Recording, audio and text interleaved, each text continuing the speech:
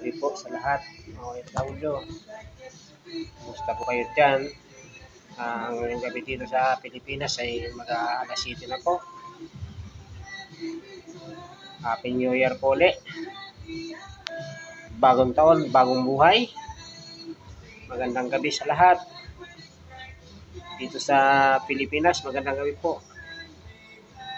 Ang New Year resolution ko po ay bibigyan pa ako ni Lord ng mahabang buhay at gabayan niya po ako sa araw-araw, sa aking trabaho, sa pag-uwi. Lagi niya akong gabayan. At malapit na po yung birthday ko bukas, January 3. Yun na po yung aking inihiling kay Lord. Bigyan niya ako ng lakas na pangangatawan.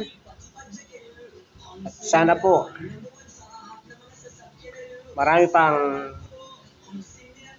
birthday pa ang dumaan sa buhay ko.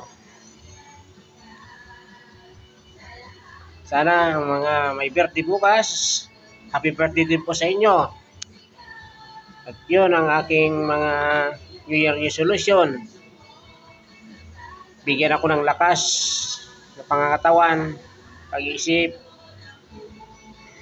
God bless you and more power. Huwag kalimutan i-subscribe yung aking channel, Marlon TV channel. Thank you po sa inyong lahat, mga subscriber po. Thank you so much.